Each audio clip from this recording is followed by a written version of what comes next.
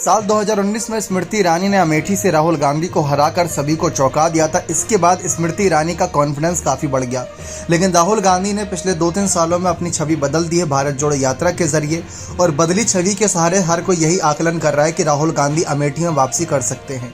जैसा कि कहा जाता है कि अगर आपको दिल्ली की सत्ता पर काबिज होना है, दिल्ली की सत्ता जीतनी है, तो पहले उत्तर प्रदेश का दिल जीतना होगा।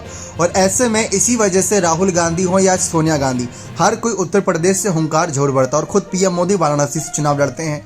तो यही बात है कि इस बार राहुल गांधी को लेकर चर्चा है कि वह सिर्फ वायनाड सीट से चुनाव लड़ सकते हैं या फिर वह अमेठी से भी आ सकते हैं, यानी 2 सीट से चुनाव लड़ सकते हैं। अब इन सब के बीच देखा जाए तो अमेठी में हार का बदला लेने के लिए स्मृति ईरानी खिलाफ उतरेंगे या राहुल गांधी अपनी संसदीय सीट अपनी बदलते नजर आएंगे, यानी कि वे किसी और सीट से आगे बढ़ना चाहेंगे। इस बीच देखा जाए तो जब बात आती है हार का बदला लेने की तो बहुत मुश्किल नजर आता है, क्योंकि राहुल गांधी की बात करें तो राहुल गांधी एक बार नहीं बल्कि 3 बार अमेठी से सांसद चुने गए थे।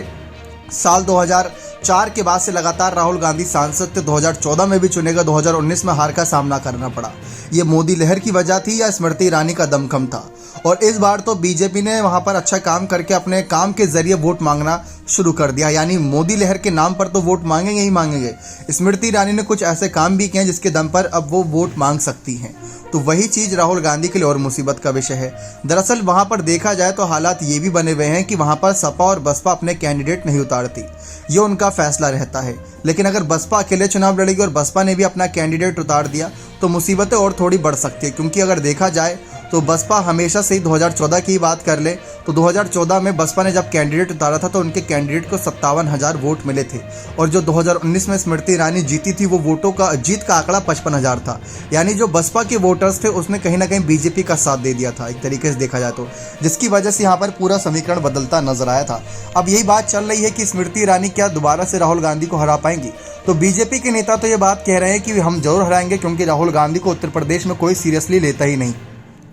अब राहुल गांधी ने ऐसा कुछ किया भी नहीं। उत्तर प्रदेश में देखा जाए 2022 के विधानसभा चुनाव में कांग्रेस को 2 ही सीट मिली। इस बार सपा, कांग्रेस और रालोद गठबंधन में है, लेकिन कांग्रेस को कितनी सीट मिलेगी ये भी एक विषय रहने वाला है।